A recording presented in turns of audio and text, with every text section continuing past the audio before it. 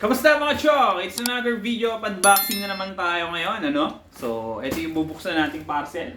Nararating lang din ito kanina. Ayan. Ito yung mga in-order natin sa Shopee na tools from Inco. Ayan, tara buksan natin.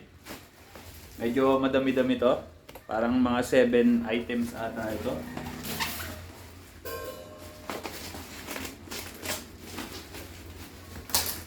Dito ko siya binutas sa gilid. Isa-isay natin.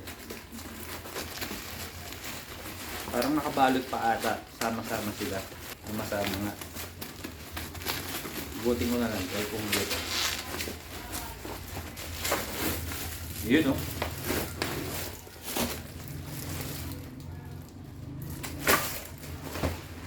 Yung box na. Kaya wala na naman.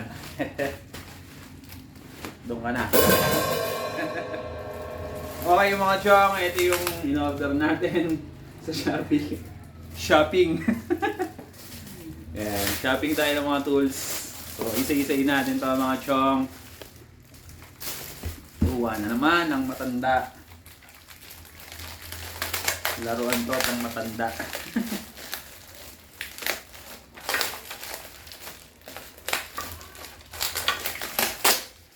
Simulan natin dito.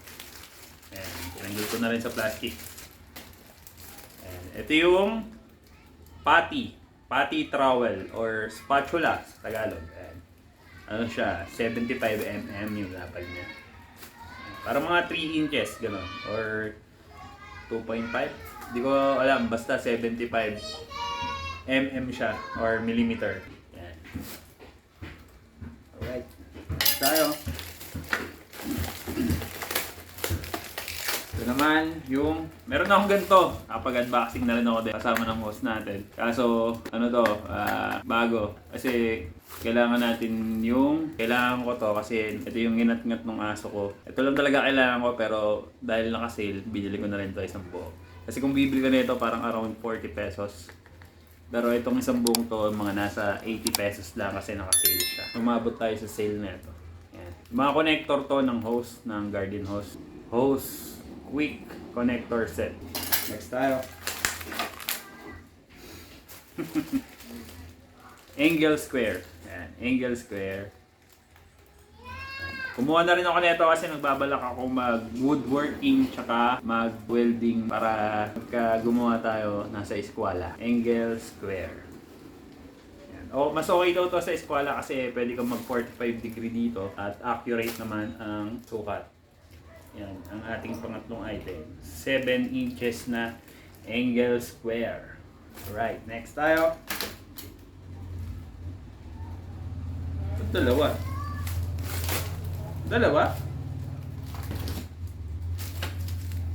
Dalawa yung angle square natin. Baka napadoble yung ano ko, yung add to cart ko neto. Pero di bale, nandyan na, wala akong problema yan. Double check ko din, baka napadoble. Okay mga chong, napadoble nga yung order ko nito. Isa lang dapat, pero dalawa yung napalagay. Kaya siguro mas malaki yung bilihan ko. Kamote. Pero okay lang, walang problema. Nandiyan na rin naman. Next tayo. Level bar. Dahil nga nagbabalak akong maggawa-gawa dito sa bahay para yung mga i-install natin kung ano man na pantay. Kaya bumili ako ng level bar. Bale ito ay 40 cm na ayan, level bar nga ng Inco. Ang ating pang-apat na item. Next natin, syempre, lagari. Mag-woodworking nga tayo, mga DIY lang. Kaya umorder na rin ako ng lagari. So, ito yung 16 inches na lagari ng Inco. Para pagka gumawa tayo ng kung ano-ano mang kahoy na woodwork, meron tayong lagari. Tsaka, basic tools to. Dapat sa isang bahay meron kang lagari. Diba? Ang ating lagari. Ganon. Next item. Uy, tanggal na sa plastic. Lagari ulit, pambakal naman syempre. Kailangan rin natin to para pagka maglalagari tayo ng mga bakal-bakal or kung ano mang pwede nating lagariin. Kailangan natin siya. Ang lagaring bakal. O Axo, 12 inches siya. Ayan yung ating pang-anim na item. And last but not the least, syempre kung meron tayong mga tools, dapat meron tayong lagay ng tools. Ito yung tool bag. Order din tayo ng tool bag.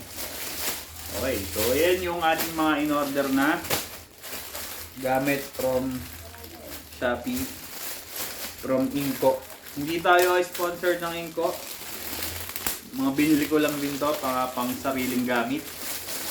Pero Inco, bahala ka na. Ayan, tinanggal ko na rin sa plastic. Yan, para makita natin ng buo. Wow, ang bango. Parang brand new. Ang bango niya. Ayan, malaki rin. Ito yung loob niya. Ayan. Ano to? 16 inches tool bag ng Inco. Ayan. Malaki rin. Marami ka rin may ilalagay dito. Itong mga binuksan natin pwede mo siyang ilagay sa loob. Oh. Ayan.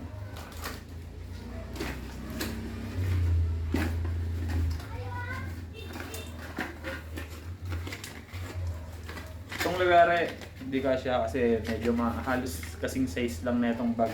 16 inches. Level bar. Yung dalawang angle square connector, spatula. Kasya sila lahat dito, pero lang dito sa lagaring kahoy kasi na-size niya lang tong bag. Pero ayan sila. Yan ang ating unboxing ngayon mga chong. Kung magkano to, isa-isahin din natin mga chong. Simulan natin dito mga chong sa basket. Ito ay 450 pesos talaga yung presyo niya, pero nakuha lang natin ng 328 pesos kasi naka-sale. From 450, nakuha lang natin ng 328 pesos. Itong bag na pinaglalagyan natin ng makakasama yung dumating na gamit. Tapos, itong quick connector set, ang price talaga niya is 110 pesos pero nakuha lang natin ng 80 pesos kasi nga naka-sale yung connector set. Itong lagaring bakal natin na 12 inch, 100 pesos lang. 100 lang siya. Murang-mura din. Kaya napabili rin ako Hindi ako nakaligtas sa 1111 Shopee. Itong level bar naman, 112 pesos. 112 pesos itong level bar. Pero ang alam ko parang mga nasa 150 itong level bar na to. Pero naka-sale siya kaya 112 pesos lang. Ito naman tayo sa lagaring kahoy. Bale 115 pesos to. 16 inches siya na lagaring kahoy. Pero alam ko mga nasa 150 plus din itong presyo na ito, yung regular price niya. Pero 115 pesos lang siya. Kasi naka-sale niya. Kaya shopping tayo ng mga tools kasi naka-sale. Tapos itong angle square na napadoble yung order ko. Itong angle square 124 pesos ang isa. Ang regular price niya 170 ang isa, pero nakuha lang natin ng 124 ang isa. Bali napadalawa yung order ko, pero okay lang naman ang problema yan. Magagamit naman natin yan, o kaya ibebenta ko tong isa. Diba? Tapos, ito naman. Yung una nating binuksan kanina.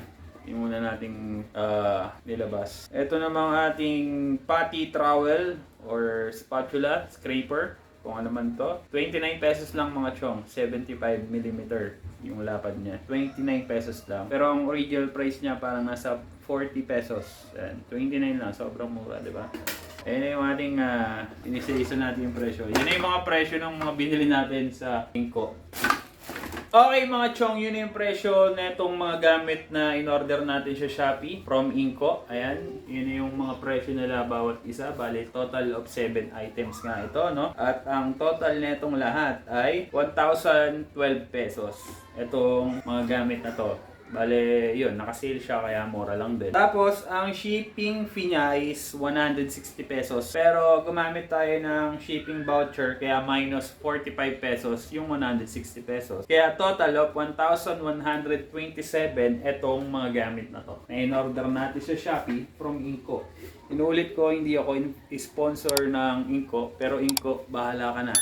Baka naman may mga power tools tayo dyan. Diba? So yun, ito na yung ating unboxing gamit or tools from Inco. Dito ko natatapusin itong video na to. Peace, rock and roll. Kita-kits tayo next video mga chong. Yeah!